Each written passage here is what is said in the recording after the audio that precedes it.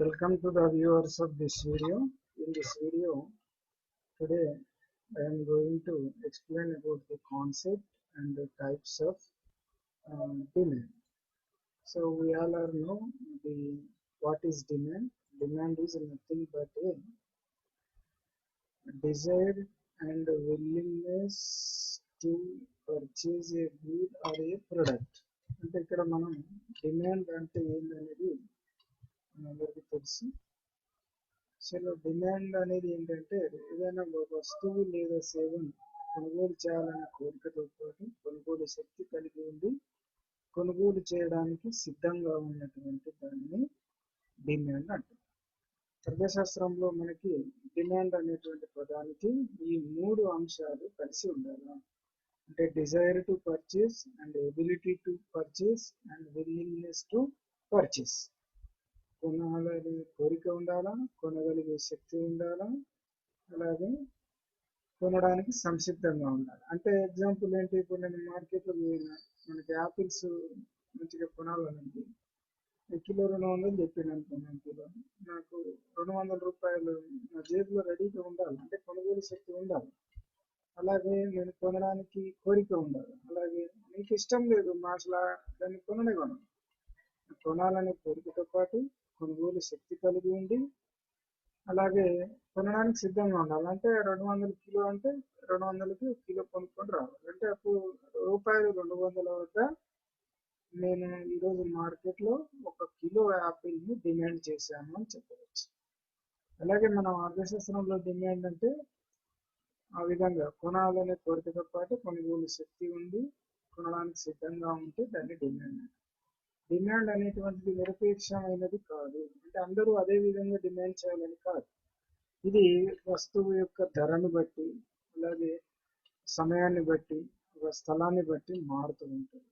Demand for a commodity refers to the amount of it which will be bought for unit of time at a particular price. అంటే ఒక నిర్ణీత ధర వద్ద నిర్ణీత సమయం లోపల ఒక మార్కెట్లో కొనుగోలు చేయడానికి సిద్ధంగా ఉన్న వస్తు పరిమాణాన్ని డిమాండ్ అంటారు. సో ఇక్కడ ఖచ్చితంగా మార్కెట్ ఉంటుంది. అంటే ఏదైనా ఒక మార్కెట్ అంటే ఒక ప్లేస్కు ఒక పర్టికులర్ ప్లేస్, పర్టికులర్ సమయము, అలాగే పర్టికులర్ ప్రైస్, ఇందులో ఏది మారినా కూడా డిమాండ్ పరిమాణంలో మార్పులు వస్తాయి. మనకి అర్థశాస్త్రంలో డిమాండ్ అనేది మనం చూసినట్లయితే it is a relationship between various possible prices of a product and the quantities purchased by the buyer at each price. అంటే అర్థశాస్త్రంలో డిమాండ్ అంటే ఏదైనా ఒక వస్తువు కానీ సేవ కానీ ధరలు వివిధ రకాలుగా ఉన్నప్పుడు, అంటే వివిధ స్థాయిలో ఉన్నప్పుడు. ఇదే యాపిల్ ఉంది, మనం ఇందాక ఉదాహరణలో చెప్పుకున్నట్టు కిలో 50 రూపాయల నుంచి 200, 300, 400, 50 నుంచి 400 మధ్యలో వేరియస్ ప్రైసెస్ ఉండొచ్చు. మరి ఆ వివిధ ధరల స్థాయి వద్ద ఎంత మొత్తం డిమాండ్ చేస్తున్నారు? అర్థశాస్త్రంలో ఒక వస్తువుని వివిధ ధరల వద్ద ఎంత పరిమాణంలో కొనుగోలు చేస్తున్నారు అంటే డిమాండ్ చేస్తున్నారు. అలాగే ఇక్కడ ధర అనేటువంటిది స్వతంత్ర చలాంకం. డిమాండ్ ఎంత పరిమాణం డిమాండ్ చేస్తున్నాం అనేటువంటిది ఆధారపడే చలాంకం అంటాం, అంటే డిపెండెంట్ వేరియబుల్. అంటే మనం కిలో యాపిల్ కొంటున్నాము అని అంటే it is depending on price of the Apple. అదే 200 బదులు 100 రూపాయలు ఉందనుకోండి యాపిల్ ధర కిలో, నేను 2 కిలోలు పర్చేజ్ చేస్తాను. ఎందుకు? నాకు అంతకుముందు 200కి 1 కిలో వచ్చింది, ఇప్పుడు 2 కిలోలు వస్తాయి కాబట్టి I'm ready to buy 2 kgs of Apple with price 100 rupees. అంటే 100 రూపీస్ ఉన్నప్పుడు ఒక పరిమాణంలో డిమాండ్ చేశాను, 200 ఉన్నప్పుడు ఇంకొక పరిమాణంలో డిమాండ్ చేశాను. అంటే ఇక్కడ అర్థమైంది, మార్కెట్లో వివిధ ధరల వద్ద ఎంత పరిమాణం వస్తువు డిమాండ్ చేయడం జరుగుతుంది అనేది మనం డిమాండ్గా అర్థం చేసుకోవాలి. ఇక్కడ డిమాండ్ అంటే మనం ఇన్ జనరల్గా మనం అనుకునేటువంటి భాషలో ఏంటంటే వస్తువుని కొనాలనే కోరిక ఉంటే డిమాండ్ అంటారు. కానీ ఇక్కడ అర్థశాస్త్రంలో డిమాండ్ అంటే ఒక కోరిక ఉంటే సరిపోదు, వస్తువుని కొనుగోలు చేసే శక్తి ఉండాలా, అలాగే కొనుగోలు చేయడానికి సిద్ధంగా ఉండాలి. అంటే ఇప్పుడు మనం కారు ఉంది, కారు చూడగానే అబ్బా ఎంత మంచిగా ఉందో, కారు ఉంటే ఎంత బాగుంటుంది, కారు కొనుక్కోవాలనే కోరిక ఉంటుంది. కానీ ఆ కారుని కొనే శక్తి ఉండాలి, అంటే పర్చేసింగ్ పవర్, అంటే ద్రవ్యం. కారు ధర ఒక 10 లక్షలు అనుకోండి, ఆ 10 లక్షలు మన దగ్గర ఉండాలా? 10 లక్షలు ఉన్నాయి కానీ మనం కొనడానికి రెడీగా లేము. ఇప్పుడు ఎందుకు, మనకి ఇంకా ఈ డబ్బులు వేరే దానికి ఖర్చు పెట్టుకోవచ్చు అని అనుకోవచ్చు. అంటే డబ్బులు కొనుగోలు శక్తి ఉన్నప్పటికీ కొనుగోలు చేయడానికి సిద్ధంగా ఉండకపోవచ్చు. కాబట్టి మనం ఆర్థిక శాస్త్రంలో డిమాండ్ అంటే ఒక నిర్ణీత ధర వద్ద నిర్ణీత స్థలంలో ఒక వస్తువు లేదా సేవకు కొనుగోలు చేయడానికి కోరిక కలిగి ఉంది, కొనుగోలు చేసే శక్తి ఉంది, కొనుగోలు చేయడానికి సిద్ధంగా ఉన్న పరిమాణమే వస్తువు యొక్క డిమాండ్. సాధారణంగా మార్కెట్లో కన్జ్యూమర్ యొక్క వస్తువులను ఏ విధంగా వినియోగదారుడు కొనుగోలు చేస్తాడు అనేటువంటి డిమాండ్ విశ్లేషణలో భాగంగా మనం తెలుసుకుంటాం. సో ఇక్కడ ఒక వస్తువు ధరనే కాదు, in economics, in demand we mean that various quantities of given good or services which buyer would purchase is one market during the given time at various prices or at various incomes or at various prices of related goods. ఇక్కడ మన ఆర్థిక విశ్లేషణలో demand అంటే ధర, ఒక నిర్ణీత ధర వద్దనే లేదా వివిధ ధరల స్థాయిల వద్ద వస్తువుని ఎంత పరిమాణం చేస్తాడు, అంటే ఎంత పరిమాణం కొనుగోలు చేస్తాడు అనేది కాకుండా వినియోగదారుడు వివిధ ఆదాయ స్థాయిల వద్ద కూడా వస్తువుని ఏ విధంగా ఎంత పరిమాణంలో కొనుగోలు చేస్తున్నాడు, అలాగే వస్తువు ధర మారకుండా ఇతర వస్తువుల ధరలో మార్పులు వచ్చినప్పుడు వినియోగదారుడు ఎంత పరిమాణంలో వస్తువులను డిమాండ్ చేస్తున్నారు అనేటువంటి అంశాలను కూడా డిమాండ్ విశ్లేషణలో చూస్తాం. అంటే demand for A particular commodity refers to the commodity which an individual consumer or household is willing to purchase per unit of time at a particular price at a particular place. ఇక్కడ Dzire, willingness, purchasing power, ఈ మూడు ఉన్నప్పుడే దాన్ని డిమాండ్గా మనం అర్థం చేసుకోవాలి. So ఇక్కడ Benham అనేటువంటి ఆర్థికవేత్త దీన్ని చాలా నిర్వచనం డిమాండ్ అనే దానికి, demand of for anything that is good or service at a given price is the amount of it which will be bought per unit of time at the price.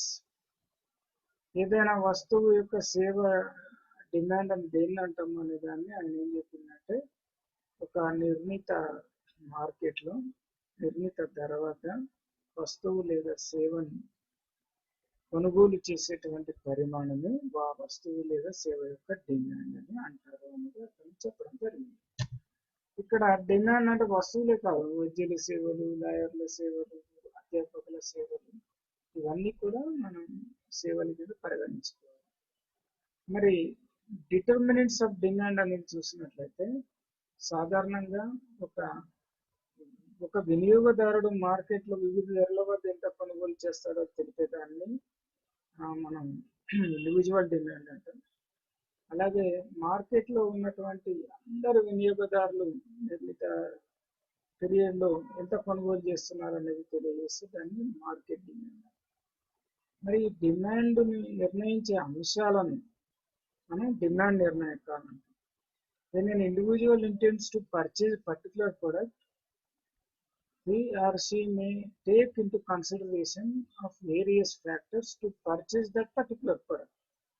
Such factors are the price of the product and the income of the buyer and the price of substitutes and the tastes and preference of the buyer and the features of the product and etc. This consideration determine the demand for the product or demand for the product for individual as well as the market. అంటే ఒక వస్తువుని లేదా సేవని మార్కెట్లో కొనుగోలు చేసే పరిమాణం అనేటువంటిది ఆ వ్యక్తులు అనేక అంశాల పరిగణలోకి తీసుకొని డిమాండ్ చేస్తుంటారు. వస్తువు యొక్క ధర, ఇతర వస్తువుల ధరలు, వినియోగదారుల ఆదాయాలు, వినియోగదారుల అభిరుచుల అలవాట్లు, ఇలా మన ప్రభుత్వ విధానాలు, క్రెడిట్ పాలసీస్, అలాగే భవిష్యత్ అంచనాలు, ఈ విధంగా ఎన్నో అంశాలు దీనిపైన దీన్ని అంటే డిమాండ్ను నిర్ణయిస్తుంటాయి. వీటి గురించి తెలుసుకుంటే ముఖ్యంగా ఇక్కడ మనం 10 అంశాలు అంటే వస్తువు యొక్క ధరను బట్టి వస్తువు డిమాండ్ చేసే పరిమాణం పెరుగుతుంది. అంటే సాధారణంగా ఏం చేస్తాం, ధర తక్కువగా ఉంటే ఎక్కువగా కొనుగోలు చేయడం, ధర ఎక్కువగా ఉన్నప్పుడు తక్కువగా కొనుగోలు చేయడం జరుగుతుంది. దాన్నే మనం ధర డిమాండ్గా చెప్తూ ఉంటాం. ధర కాకుండా ఇతర అంశాలు అంటే ఇతర వస్తువుల ధరలు అన్నప్పుడు ఒక వస్తువునికి మనం ప్రత్యామ్నాయ వస్తువులు ఉంటాయి, పూరక వస్తువులు ఉంటాయి. ప్రత్యామ్నాయ వస్తువులు ఉన్నప్పుడు ఒక వస్తువు ధర పెరిగితే ప్రత్యామ్నాయ వస్తువు యొక్క డిమాండ్ ఏమవుతుంది? ఉదాహరణకి మనకి టీ, కాఫీలు ప్రత్యామ్నాయాలు అనుకున్నాం. సపోజ్ మనకి టీ ధర పెరిగింది. టీ ధర పెరిగితే ఏం చేస్తాం? టీ బదులుగా కాఫీ అయినా తాగి వెళ్ళిపోతాం. అంటే కాఫీ యొక్క డిమాండ్ డిపెండింగ్ అపాన్ టీ యొక్క ప్రైస్. అంటే కాఫీ యొక్క డిమాండ్ని ఏది నిర్ణయించింది? టీ యొక్క ధర నిర్ణయించింది. అంటే కాఫీ ధరల్లో మార్పు రాలే, కానీ టీ ధరల్లో మార్పులు వచ్చినప్పుడు కాఫీ ధరలో మార్పు వస్తుంది. అంటే ఇక్కడ అంటే ఇతర వస్తువుల ధరలు, కాఫీ టీ ప్రత్యామ్నాయాలు కాబట్టి ఆ విధంగా ఉంటుంది. సో ఇలా కొన్ని పూరక వస్తువులు ఉంటాయి. ఇప్పుడు వాహనాలు కొంటే ఖచ్చితంగా పెట్రోల్, డీజిల్ నడవాలి. ఇప్పుడు పెట్రోల్, డీజిల్ డిమాండ్ దేనిపైన ఆధారపడి ఉంటుంది? వాహనాలకున్న డిమాండ్ పైన. వాహనాలకున్న డిమాండ్ పెట్రోల్, డీజిల్ యొక్క ధరల పైన అనుకున్నాం. అంటే ఇతర అంశాల మార్పు లేకుండా పెట్రోల్, డీజిల్ ధరలు బాగా పెరిగినాయి అనుకోండి, పబ్లిక్ ఏం చేస్తారు? అరే మనకి ఎందుకు ఇప్పుడు వెహికల్, కారు ఎందుకు, బస్సులలో ట్రైన్లలో పోతే అయిపోతుంది, పబ్లిక్ ట్రాన్స్పోర్ట్ సిస్టంలో యూజ్ చేసుకుందాం, ఎందుకు ఇప్పుడు డీజిల్ పెట్రోల్ ధరలు బాగున్నాయి, రోజు ఆ డీజిల్ వేయాలంటే ఖర్చు అవుతుంది అని ఆలోచించడం జరుగుతుంది. సో అందువల్ల వీటిని ఏమంటామంటే పూరక వస్తువులు, కాంప్లిమెంటరీస్. ఇలాంటి వస్తువుల విషయంలో ఏంటంటే ఖచ్చితంగా మనం వెహికల్ కొన్నాము అంటే డీజిల్, పెట్రోల్ పోయాల్సిందే. కాబట్టి వాటి ధరలు వీటి యొక్క డిమాండ్ని ప్రభావితం చేస్తాయి. అలాగే వినియోగదారుల యొక్క ఆదాయం, వినియోగదారుడు యొక్క ఆదాయ స్థాయి పెరిగితే ఇల్లు కొనుక్కోవాలనుకుంటారు. ఇప్పుడు ఉద్యోగం వచ్చింది, మంచిగా ఇంక్రిమెంట్లు వచ్చినాయి, అరే కుటుంబం అద్దె ఇంట్లో ఉంటుండు, కొత్త ఇల్లు కొనుక్కోవాలనుకుంటాడు. ఇంక్రిమెంట్ రాలే, ఏం రాలే, ఉన్న డిఏలు కూడా పెంచుతలేరు, ఇన్కమ్ మరి తగ్గిపోయింది అంటే ఇంకా ఇల్లు కొనుక్కోవాలనే కోరిక పోతుంది. సో ఇట్లా మనం వినియోగదారుడు ఆదాయ స్థాయిని బట్టి కూడా పలు రకాల కోరికలకు, ఇల్లు కొనడం అనే కాదు, ఏదైనా సరే మారుతుంది. అలాగే వినియోగదారుడి అభిరుచుల అలవాట్లలో కూడా మార్పులు వచ్చినాయి అనుకోండి, వస్తు సేవల యొక్క డిమాండ్ కూడా మార్పులు వస్తాయి. సపోజ్ ఇప్పుడు వినియోగదారుడు కొన్ని రకాల వస్తువుల పైన టేస్టర్స్ పోగొట్టుకున్నాడు అంటే ఆ వస్తువు యొక్క డిమాండ్ అనేది తగ్గిపోతుంది ఆటోమేటిక్గా. అయితే వినియోగదారుల భవిష్యత్ అంచనాలు, వస్తువు ధరల పైన కానీ లేదా భవిష్యత్ ఆశలు, తన వస్తు సేవల కొనుగోలులో భవిష్యత్ అంచనాలను డిపెండ్ చేసుకుని కూడా వస్తు సేవల ధరల్లో మార్పులు వస్తాయి. అలాగే జనాభా పరిమాణం, ఒక పర్టికులర్ మార్కెట్లో వస్తువు యొక్క డిమాండ్ అనేది ఆ జనాభా పరిమాణం పైన, ఆ జనాభాలోని వివిధ వివిధ వయసుల వారి జనాభా విభజన ఆధారంగా చేసుకొని పురుషులు, మహిళలను బట్టి వివిధ ఏజ్ గ్రూపులను బట్టి కూడా వస్తు సేవలకు డిమాండ్ ఉంటుంది. సో అలాగే పరపతి విధానాలు అంటే మార్కెట్లో వస్తు సేవల కొనుగోలు, ముఖ్యంగా డ్యూరబుల్ గుడ్స్, ఎక్కువ మన్నిక గల వస్తువులను కొనుగోలు చేసేటప్పుడు వడ్డీ రేట్ ఎక్కువగా ఉన్నప్పుడు ఏ విధంగా కొనుగోలు చేస్తున్నాం, తక్కువగా ఉన్నప్పుడు ఏ విధంగా కొనుగోలు చేస్తున్నాం. అలాగే మనకి ఆర్థిక మాంద్యం, ద్రవ్యోల్బణం వంటి ఆర్థిక పరిస్థితులు ఉన్నప్పుడు వస్తు సేవల ఏ విధంగా డిమాండ్ మారుతూ ఉంటుంది అన్నమాట. సో ఈ విధంగా ఇవన్నీ కూడా డిమాండ్ను నిర్ణయిస్తూ ఉంటాయి. అలాగే ఆదాయ పంపిణీ, జాతీయ ఆదాయంలోని వివిధ వర్గాల మధ్య ఏ విధంగా ఆదాయ పంపిణీ జరిగింది అంటే ఎక్కువ బాగా ధనవంతులకు ఎక్కువ వాటా వచ్చింది అనుకోండి, వినియోగ విలాస వస్తువులు, లగ్జరీ గూడ్స్ యొక్క డిమాండ్ ఎక్కువ ఉంటుంది. అంటే డిపెండింగ్ అపాన్ ఇన్కమ్ డిస్ట్రిబ్యూషన్ బట్టి కూడా రకరకాల వస్తువులకు డిమాండ్ పెరుగుతుంటుంది. Climatic conditions, socio economic, political and all other climatic conditions అని కూడా ఆ వస్తువుల డిమాండ్ని నిర్ణయిస్తాయి. అలాగే ప్రభుత్వ విధానాలు, ప్రభుత్వం అనుసరించేటువంటి క్రెడిట్ పాలసీని కాకుండా ఎగుమతి దిగుమతి విధానాలు లేదా ప్రభుత్వం రూల్స్లో మార్పులు తేవడం. For example, 2 wheelers compulsory helmet compulsory అన్నప్పుడు ఖచ్చితంగా హెల్మెట్లు ధరిస్తారు.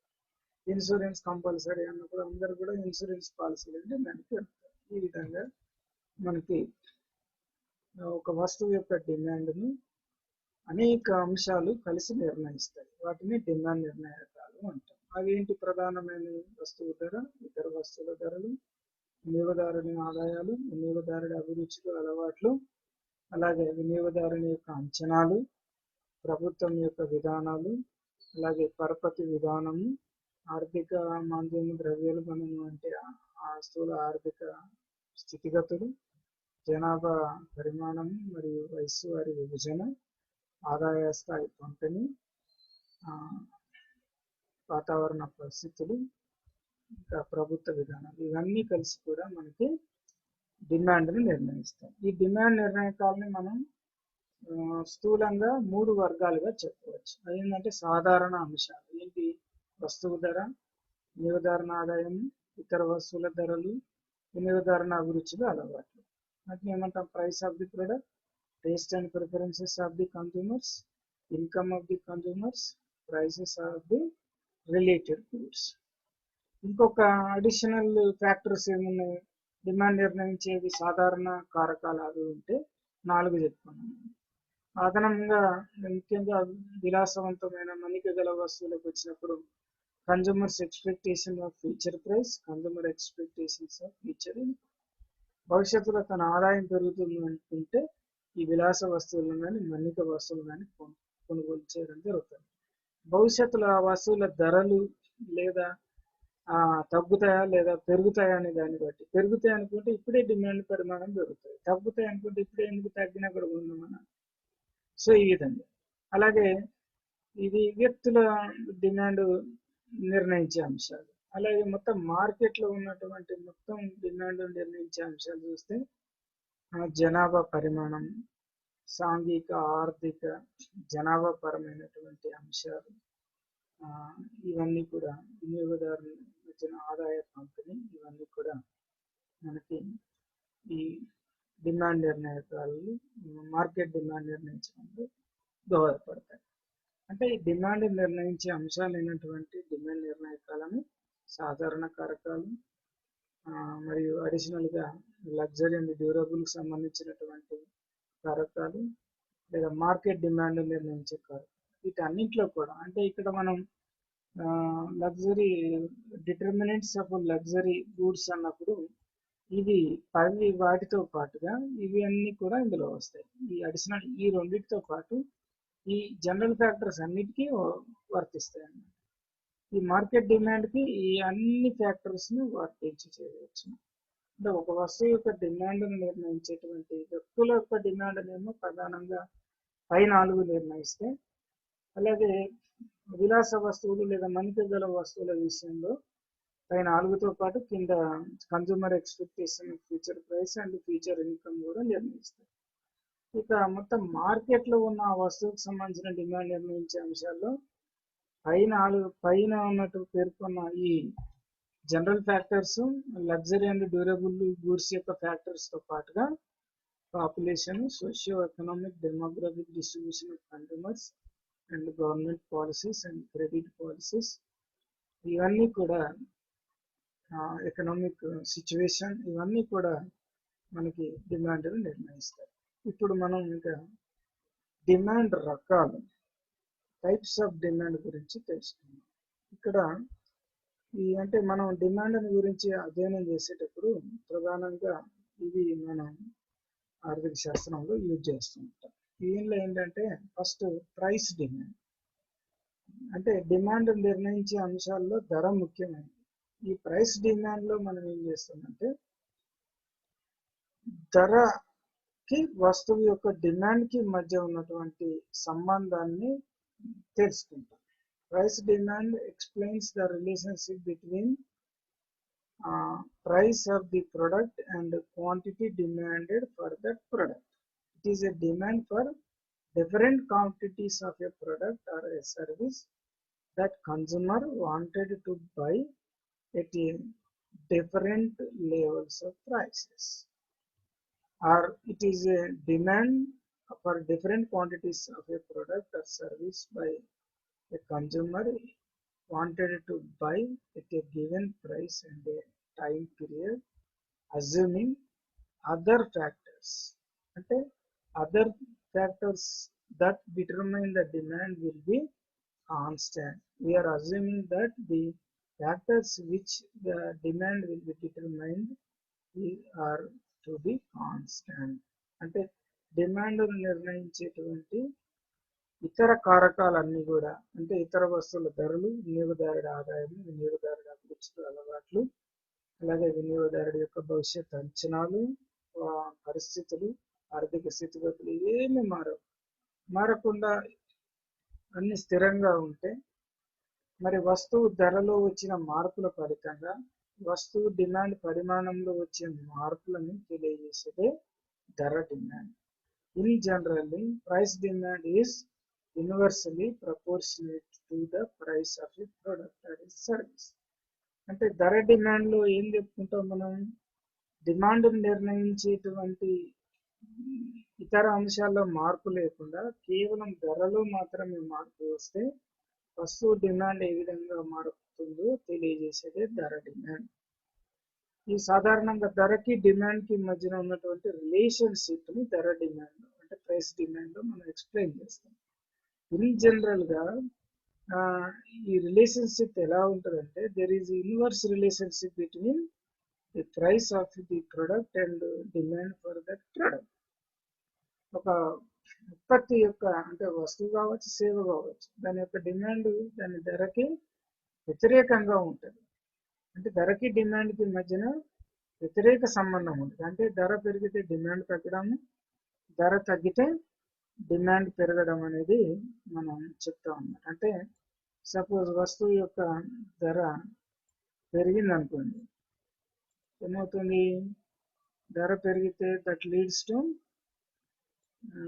Decrease in the demand. అంటే డిమాండ్ పరిమాణంలో తగ్గుదలకి దారి తీస్తుంది. ధర తగ్గింది అనుకోండి, సపోజ్ ప్రైస్ డిక్రీజ్ అయింది, ధర తగ్గితే ఏమవుతుంది, డిమాండ్ పరిమాణం పెరుగుతుంది. అంటే ధరకి డిమాండ్కి మధ్యన విలోమ సంబంధం ఉంటుంది. అంటే ప్రైస్ పెరిగితే డిమాండ్ తగ్గుతుంది, ప్రైస్ తగ్గితే డిమాండ్ పెరుగుతుంది. జనరల్గా ధరకి డిమాండ్కి వచ్చిన రిలేషన్షిప్ని తెలియజేసేది డిమాండ్ సూత్రం. ఇక్కడ మనం ఈ ఈక్వేషన్ రూపంలో చెప్పినట్లయితే dx is equal function of px. Price demand మనం ఇక్కడ ఏం చెప్తున్నాం, the determinants of other factors are remain constant అన్నప్పుడు demand for good X or good or service ఏదైనా అనొచ్చు.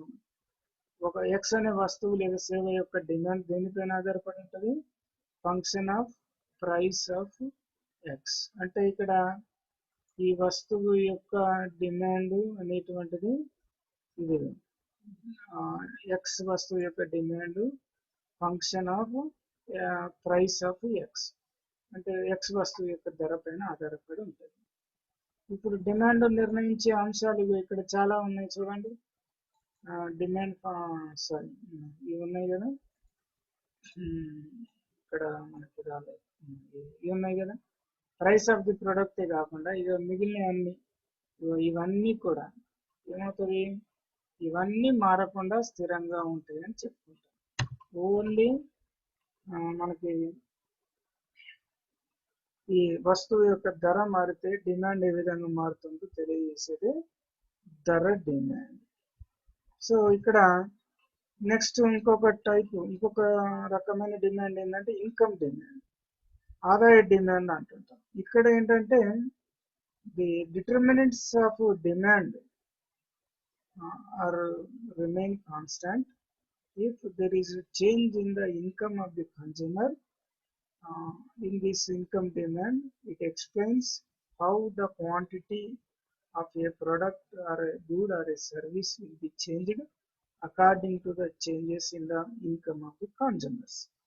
The other determinants of the demand will remain constant. అంటే demand నిర్ణయించేటువంటి ఇతర అంశాలు మార్పు లేకుండా స్థిరంగా ఉండి వినియోగదారుని యొక్క ఆదాయ స్థాయిలో మార్పులు వచ్చినప్పుడు ఆ ఆదాయ స్థాయిలో మార్పులకు అనుగుణంగా వస్తువు యొక్క డిమాండ్ పరిమాణంలో ఏ విధమైన మార్పులు వస్తాయో తెలియజేసేదే ఆదాయ demand. Income demand indicates the relationship between income and quantity of commodity demanded. It relates to various quantities of a commodity or a service that will be purchased by the customers at various levels of income in a set phase of movement. Other things being equal or other things being remain constant, the demand for a commodity hikes with the hike in the income of the consumer, and the demand for a commodity will decline if the income of the consumer will decline. So there is a positive relationship between income demanded for a good or service and quantity demanded for a good or service and income of the consumer. వినియోగదారుని యొక్క ఆదాయానికి వస్తువు లేదా సేవలను demand చేసే పరిమాణానికి మధ్యన ధనాత్మక సంబంధం ఉంటుంది. ధర డిమాండ్లో ఏమనుకున్నాం? నెగటివ్ రిలేషన్షిప్, ఇన్వర్స్ రిలేషన్షిప్ అనుకున్నాం, అంటే విలోమ సంబంధం ఉంటుంది. ఇక్కడ పాజిటివ్ రిలేషన్షిప్ అంటే అనులోమ సంబంధం ఉంటుంది. It is demand for different quantities of commodity or a service that consumers intended to purchase at different levels of income, assuming other factors remain the constant. అయితే వినియోగదారుడి యొక్క ఆదాయ స్థాయికి వస్తువులను డిమాండ్ చేసే పరిమాణానికి మధ్య ఉన్న సంబంధాన్ని వివరించేటప్పుడు వస్తువుల యొక్క స్వభావాన్ని బట్టి ఈ ఆదాయానికి డిమాండ్కి మధ్య ఉన్న సంబంధం అనేది ఆధారపడి ఉంటుంది. సాధారణంగా ఈ ఇన్కమ్ డిమాండ్ని ఆధారంగా చేసుకొని వస్తువులని మనం రెండు రకాలుగా చెప్పుకుంటాం. Normal goods and inferior goods అని చెప్పుకుంటాం. అంటే తక్కువ రకం వస్తువులు లేదా సాధారణ వస్తువులు. తక్కువ రకం వస్తువులు అంటే నథింగ్ బట్ ఇప్పుడు ఆదాయం పేదవాళ్ళు ఏం చేస్తారు, సాధారణంగా వాళ్ళ ఆహారపు అలవాట్లను మనం అబ్జర్వ్ చేస్తే మనకి ఆ ఆహారంలో కూడా సాధారణంగా తక్కువ ధరతోటి తక్కువ డబ్బు వెచ్చించడం ద్వారా వచ్చేటువంటి ఆహారపు అలవాట్లను ఎక్కువగా వాళ్ళు చేస్తుంటారు. ముఖ్యంగా మనం వినియోగ తీరులో అబ్జర్వ్ చేసినప్పుడు ముఖ్యంగా బియ్యం, మనం అన్నం తింటాం కదా, బియ్యంలో మరి 3-4 రకాలు ఉంటాయి. సన్నాల్లో కూడా బాపట్ల అని, హెచ్ఎంటి అని, మళ్ళీ శ్రీరామ్ అని, అలాగే దొడ్లు రైస్ ఉంటాయి, అలాగే నూకలు ఉంటాయి. సో అందరూ ఇప్పుడు 1 కిలో బియ్యం మన మార్కెట్లో పోయి చూస్తే దాదాపుగా అది మనకి 40 రూపాయల నుంచి 30-40 రూపాయల నుంచి 60-70 రూపాయల వరకు ఉంటాయి. అలాగే నూకలకు పోయినప్పుడు నూకల ధర ఇంకా తక్కువగా ఉంటుంది.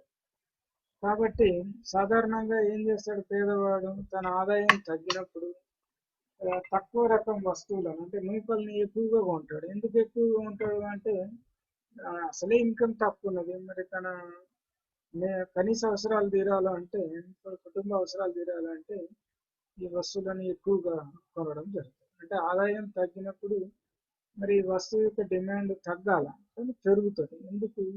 నాసి రకం వస్తువు. అదే సాధారణ రకం వస్తువులు అయితే మామూలుగా ఆదాయం పెరుగుతూ ఉంటే వాటి యొక్క డిమాండ్ పెరుగుతుంది. Relationship between demand and income can be mathematically expressed and equation రూపంలో చెప్తే dx is equal function of y అని అన్నాం. చూడండి ఇక్కడ ఉంది, dx is equal function of y. ఇది మన dx అంటే x అనే వస్తువు యొక్క డిమాండ్. ఈ ఎక్స్ అనే వస్తువు యొక్క డిమాండ్ దేనిపైన ఆధారపడి ఉంది? ఫంక్షన్ ఆఫ్ ఇన్కమ్ వై, అంటే కన్జ్యూమర్ యొక్క ఆదాయం పైన ఆధారపడి ఉంటుంది. ఎక్స్ అనే వస్తువు యొక్క డిమాండ్ కన్జ్యూమర్ యొక్క ఆదాయ స్థాయి పైన ఆధారపడి ఉంటుంది.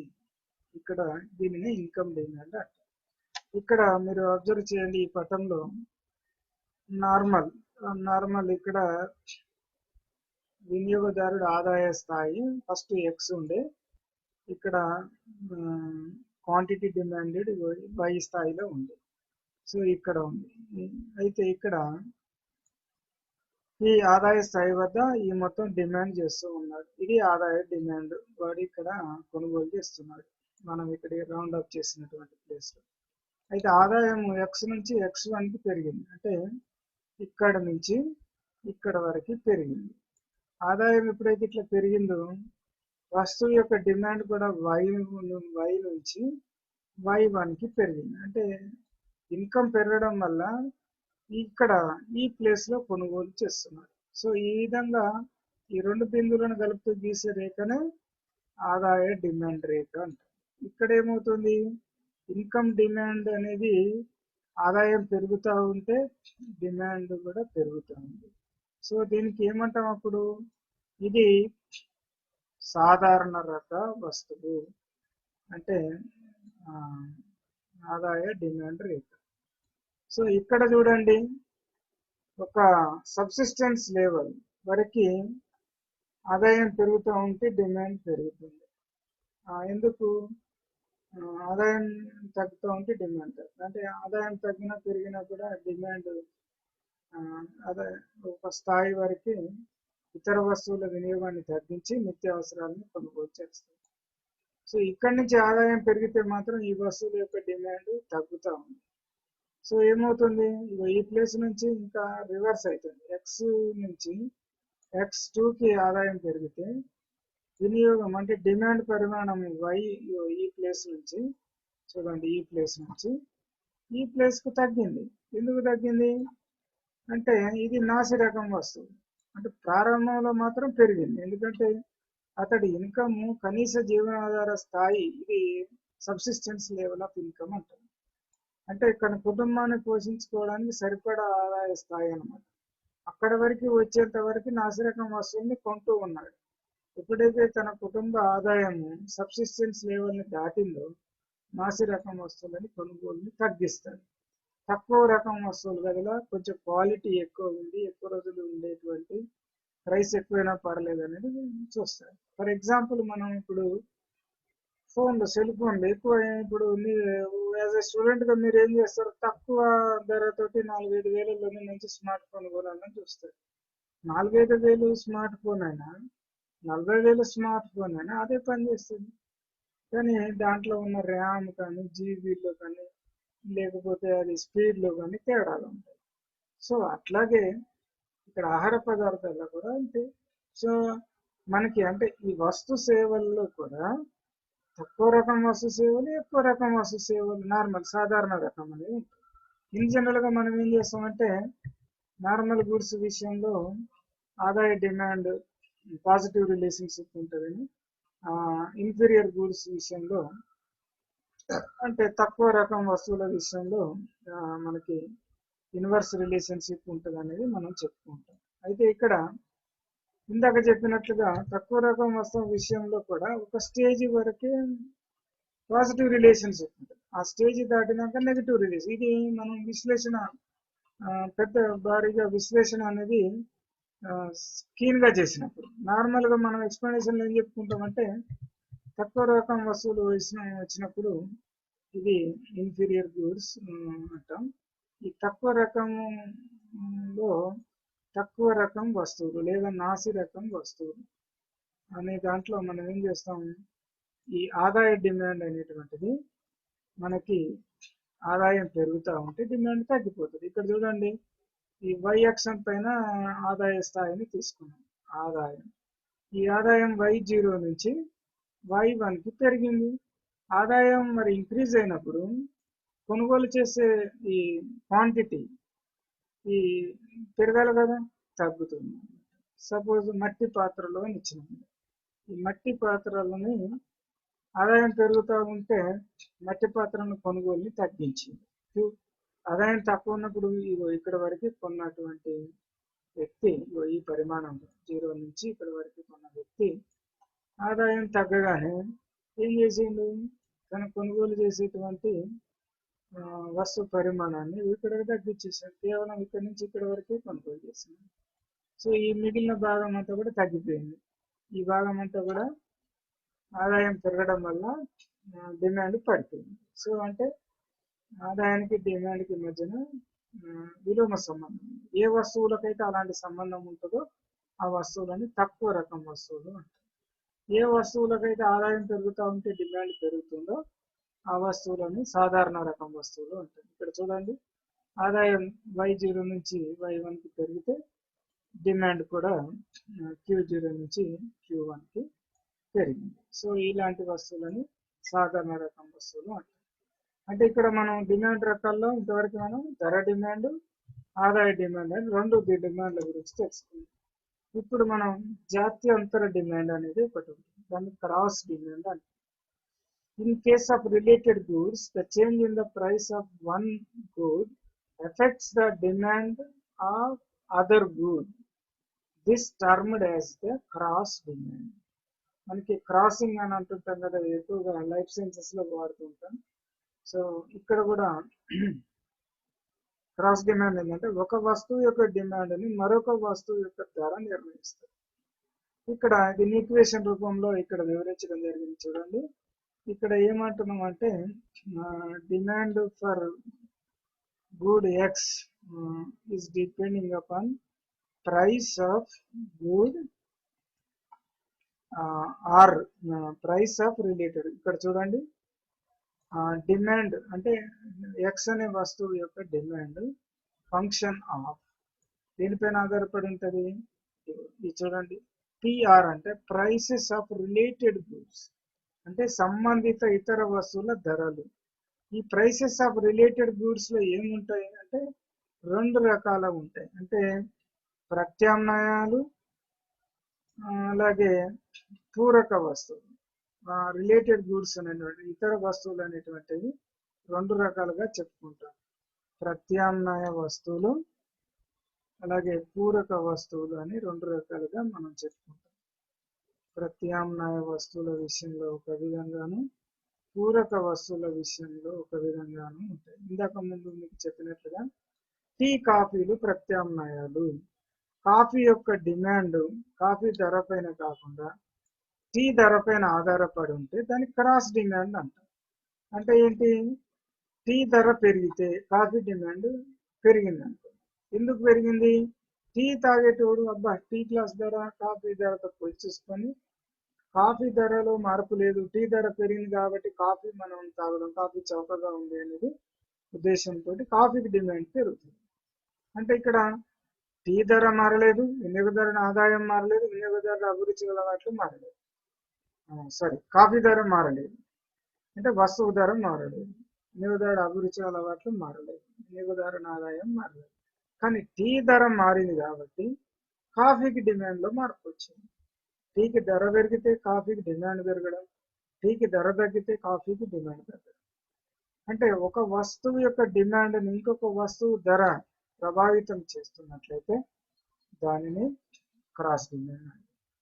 వస్తువులు సబ్స్టిట్యూట్ అయినప్పుడు పాజిటివ్ రిలేషన్షిప్ ఉంటుంది. క్రాస్ డిమాండ్ అంటే ఒక వస్తువు ధర మరొక వస్తువు డిమాండ్ మధ్యన ధనాత్మక సంబంధం ఉంటుంది. అంటే టీ ధర పెరిగితే కాఫీ డిమాండ్ పెరగడం, టీ ధర తగ్గితే కాఫీ డిమాండ్ తగ్గడం, దాన్ని పాజిటివ్ రిలేషన్షిప్ అంటారు. ఇన్ కేస్ ఆఫ్ సబ్స్టిట్యూట్ లో ఆ విధంగా ఉంటుంది. In case of complementary goods అన్నప్పుడు the relationship between inverse relationship. అంటే ఎక్స్ వై అనే వస్తువులు రెండు ఉన్నాయి అనుకోండి, ఎక్స్ ధర పెరిగితే వై డిమాండ్ పడిపోతుంది.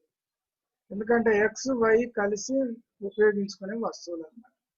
అంటే ఒక కోరిక తీర్చుకోవడానికి రెండు లేదా అంతకన్నా ఎక్కువ వస్తువులను ఉపయోగించుకోవాల్సి వస్తే అలాంటి వస్తువులని పూరక వస్తువులు అంటారు. ఫర్ ఎగ్జాంపుల్, మనం బైక్ నడపాలంటే బైక్ కొనడంతో పాటు దాంట్లో పెట్రోల్, డీజిల్ ఏదో ఒకటి పోయాలి. అంటే ముడి చమురు మరియు వాహనం ఈ రెండింటికి పాజిటివ్ కంపల్సరీ అవసరం. కాబట్టి మరి వాహనం యొక్క డిమాండ్ ముడి చమురు యొక్క ధరలపైన ఆధారపడి ఉంటుంది కదా. ముడి చమురు ధరలు పెరిగితే వాహనాల డిమాండ్ తగ్గడం, ముడి చమురు ధరలు తగ్గితే వాహనాల డిమాండ్ పెరగడం అనేది మనం చూసుకుంటాం. అంటే ఏంది, ఎక్స్ అనే వస్తువు యొక్క డిమాండ్ వై అనే వస్తువు యొక్క ధర పైన ఆధారపడి ఉంటుంది. ఎక్స్ వస్తువు యొక్క డిమాండ్ వై ధర పెరిగితే తగ్గడం, వై ధర తగ్గితే పెరగడం అనేది మనం చూస్తుంటాం. ఇలాంటి సందర్భాల్లో ఇలాంటి వస్తువులని కాంప్లిమెంటరీ గూడ్స్ అంటాం. ఇక్కడ ఈ జాత్యంతర డిమాండ్ ని మనం ఈక్వేషన్ రూపంలో చెప్పినప్పుడు ఏం చెప్తాం, dx is equal function of TY అనేది మనం ఇక్కడ చెప్పుకోవడం జరుగుతుంది. సో ఇది ఈ విధంగా మనం చెప్పుకుంటాం. ఇది ఈక్వేషన్ అన్నమాట. Demand for good X is equal depend function of price of good Y. If there is relationship అనేది పాజిటివ్ గా ఉంటే సబ్స్టిట్యూట్ అంశం, నెగిటివ్ గా ఉంటే గూడ్స్ ఆర్ కాంప్లిమెంటరీ గూడ్స్ అని చెప్తాం. సో ఇక్కడ చూడండి, ఇక్కడ మనం కాఫీ, ఇందాక మనం టీ కాఫీ గురించి చెప్పుకున్నాం కదా. ఇక్కడ ఇప్పుడు టీ ధర బదులుగా కాఫీ ధర చెప్పుకుంటున్నాం. కాఫీ ధర ఇదో ఇక్కడ ఉంది, అంటే ఇది PB 0, అంటే 0 అంటే ఇక్కడ 10 రూపాయలు ఉన్నాయి. సో కాఫీ ధర 10 రూపాయల నుంచి ఇక్కడికి 15 రూపాయలకి పెరిగింది. పెరిగితే ఏమవుతుంది, ఇక్కడ మనం టీ డిమాండ్ గురించి చెప్పుకుంటున్నాం. DX is equal function of PY. అంటే ఇక్కడ ఎక్స్ అనేది ఏంటి, టీ యొక్క డిమాండ్, వై అనేది ఏంటి, ప్రైస్ ఆఫ్ కాఫీ అన్నమాట. ఇక్కడ మనం ఈక్వేషన్ ఏం చెప్పుకున్నాం, DX is equal function of PY అని, అంటే వై యొక్క ధర, ఎక్స్ వస్తువు యొక్క డిమాండ్ వై యొక్క ధర పైన ఆధారపడి ఉంటుంది. ఇది ఈక్వేషన్. ఈక్వేషన్ లో మనం ఈ వై అనే ధర ఏది, కాఫీ అనే దాని యొక్క ధర, కాఫీ ధర ఇక్కడి నుంచి ఇక్కడికి పెరిగింది. పెరిగినప్పుడు మరి ఇంతకు ముందు కాఫీ ధర పెరగక ముందు టీ డిమాండ్ ఇంత ఉండే, ఈ స్థాయి వద్ద ఉండే. కాఫీ ధర ఎప్పుడైతే పెరిగిందో టీకి డిమాండ్ ఇక్కడి నుంచి ఇక్కడికి పెరిగింది. సో అంటే ఏంటి, టీ యొక్క ధరలో మార్పు రాలే, వినియోగదారుడు ఆదాయంలో మార్పు రాలే, వినియోగదారుడి అభిరుచిలో మార్పు రాలే, కానీ కాఫీ ధర పెరిగితే టీ డిమాండ్ పెరగడం జరిగింది. ఇలా పెరిగినప్పుడు ఏమంటాం, ఇలాంటి వస్తువుల మధ్య సంబంధాన్ని ప్రత్యామ్నాయ వస్తువులు. ఇక్కడ ఏమవుతుంది, ఇక్కడ పెట్రోల్ ధరలు, ఇక్కడ మనం ఇంకొక ఎగ్జాంపుల్, ఈ ఫిగర్ లో పెట్రోల్ ధరలు PB 0 నుంచి PB 1కి పెరిగింది. పెరిగినప్పుడు ఈ ఆటోలకు డిమాండ్, సాధారణంగా పెట్రోల్ పెరిగితే ఆటో ఛార్జీలు కూడా పెరుగుతాయి కదా. ఆటోలకు డిమాండ్ ఏమైంది, పెట్రోల్ ధర పెరగక ముందు ఇక్కడ వరకు ఉన్న డిమాండ్ పెట్రోల్ ధర పెరిగినాక ఇక్కడికి తగ్గిపోయింది. సో ఇప్పుడు ఏమవుతుంది, ఇన్వర్స్ రిలేషన్షిప్ ఉన్నప్పుడు ఈ రెండు, అంటే ఎక్స్ వైలు ఏమనుకుంటాం, ఇక్కడ పరస్పర పూరకాలు అని అనుకుంటాం. ఎక్స్ వై వస్తువులు పూరకాలు అయినప్పుడు ఈ జాత్యంతర డిమాండ్ రేట్ ఈ విధంగా ఉంటుంది. అలా XY వస్తువులు ప్రత్యామ్నాయాలు అయినప్పుడు జాత్యంతర డిమాండ్ రేట్ ఈ విధంగా. సో ఈ విధంగా మనం అర్థం చేసుకోవాలి. అలాగే డిమాండ్ రకాల్లో మనం ఇంకో ముఖ్యంగా చెప్పుకోవాల్సింది individual demand and market demand. This is the classification of demand based on the number of consumers in the market. Individual demand refers to the quantity of a good or a service demanded by an individual consumer at a given price at a given time in the market. ఒక మార్కెట్లో ఇవ్వబడిన ధర ఇవ్వబడినటువంటి సమయం లోపల ఒక్క వినియోగదారుడు ఎంత మొత్తం కొనుగోలు చేసినాడు అని చెప్పేది వైయక్తిక డిమాండ్ అంటారు. అదే మార్కెట్ డిమాండ్ అంటే మార్కెట్లో ఉన్న వినియోగదారులందరూ నిర్ణీత సమయంలో ఆ నిర్ణీత ధర వద్ద ఎంత మొత్తం కొనుగోలు చేశారో తెలియజేసేది మార్కెట్ డిమాండ్.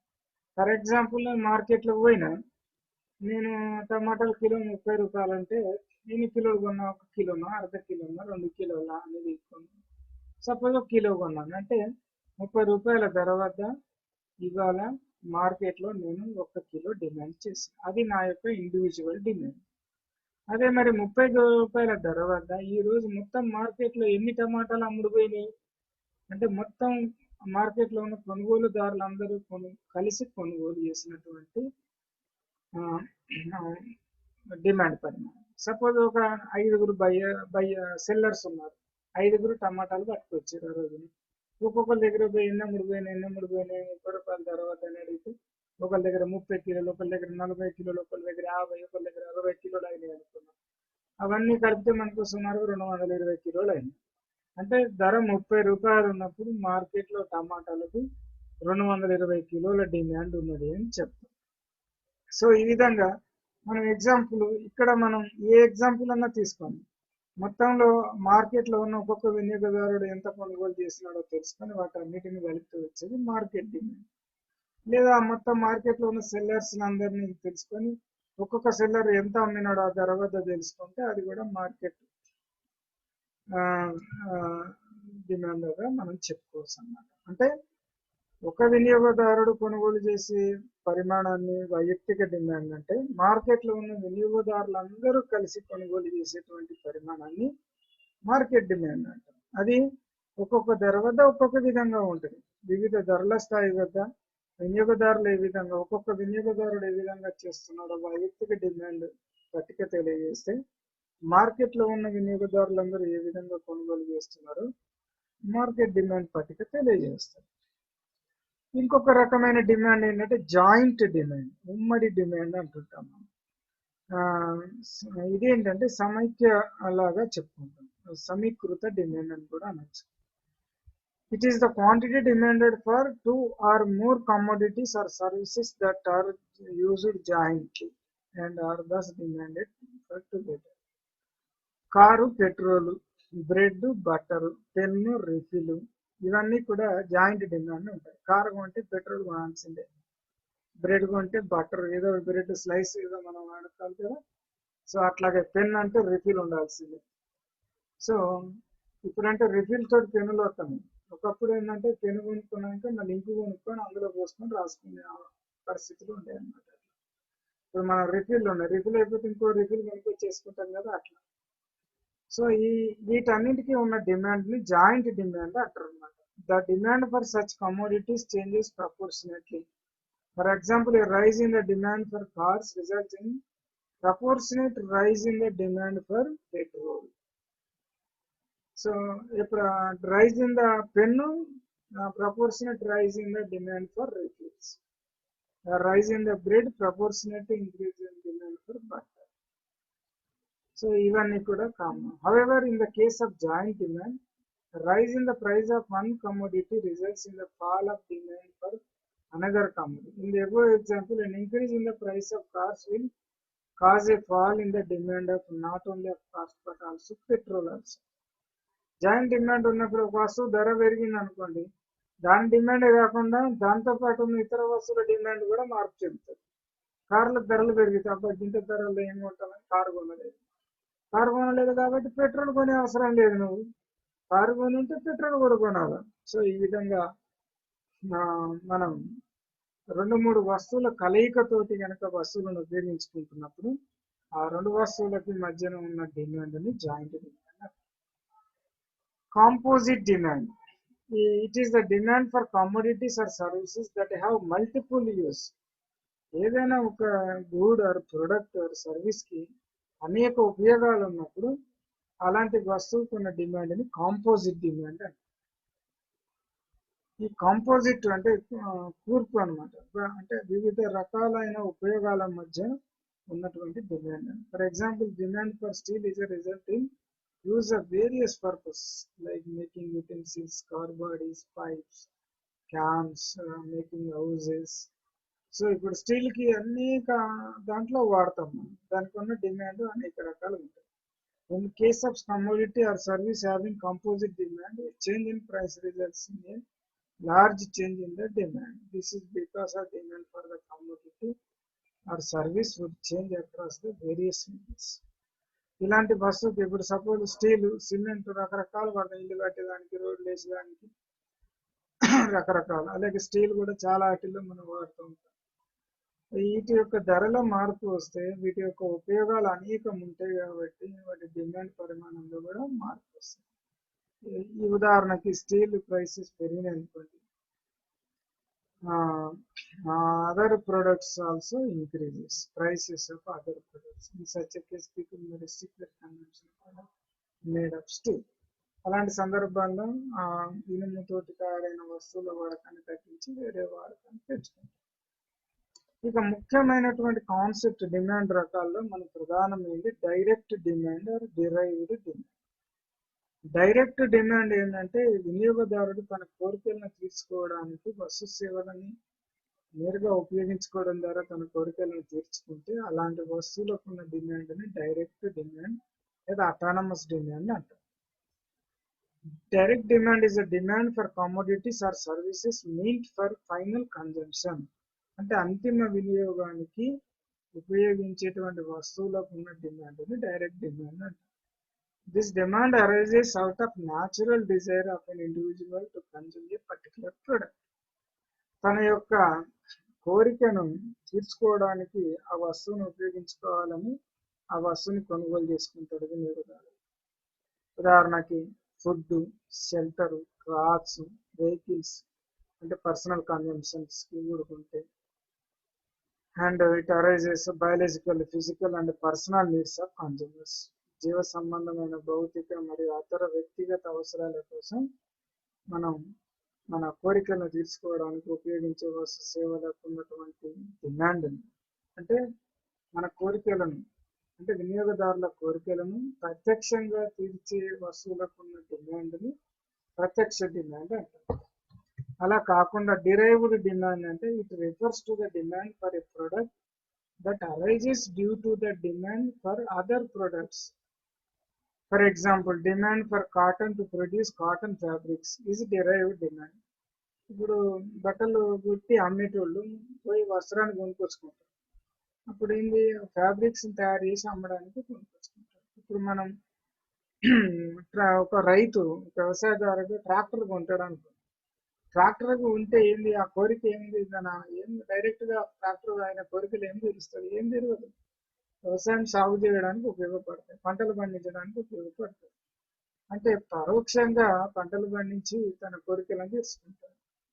ట్రాక్టర్ డైరెక్ట్ గా తన కోరికలను తీర్చకపోయినా పరోక్షంగా అతడికి ఉపయోగపడే ఉత్పత్తి ఇతర వస్తువుల ఉత్పత్తిలో ఉపయోగపడి కోరికలను తీరుస్తుంది. అంటే వినియోగదారుల కోరికలను ప్రత్యక్షంగా తీర్చుకోకపోయినా ఇతర వస్తువుల ఉత్పత్తికి దోహదపడి పరోక్షంగా వినియోగదారుల కోరికలను తీర్చినట్లయితే అలాంటి వస్తువులకు ఉన్న డిమాండ్ని డిరైవ్డ్ డిమాండ్ అంటే ఉత్పన్న డిమాండ్ అంట. సాధారణంగా మూలధన వస్తువులకి ఈ విధమైన డిమాండ్ ఉంటుంది. Derived demand is applicable to the manufacturer's goods such as raw materials, intermediate goods or machines and equipment. Apart from this, the factors of production, land, labor, capital and enterprises also have derived demand. For example, demand for labor in the construction of building is derived demand. అంటే మనకి ఇక్కడ ఈ వస్తువుల ఇతర వస్తువుల ఉత్పత్తిలో ఉపయోగపడి వినియోగదారు కోరికలను పరోక్షంగా తీర్చడానికి ఇవి ఉపయోగపడతాయి.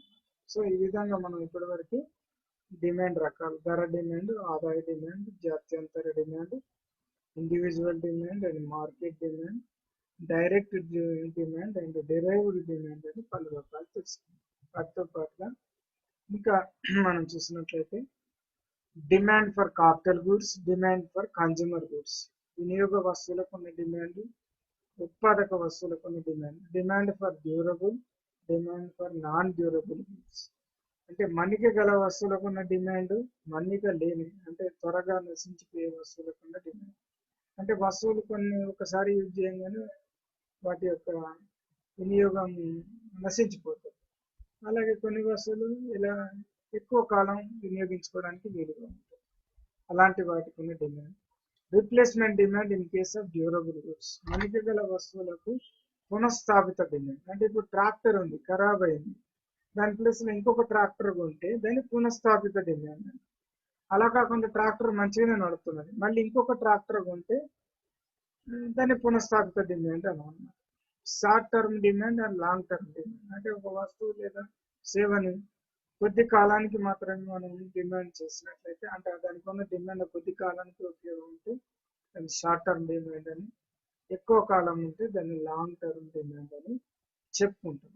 సో ఈ విధంగా మనం ఈరోజు ఈ వీడియోలో డిమాండ్ రకాలను గురించి తెలుసుకుందాం.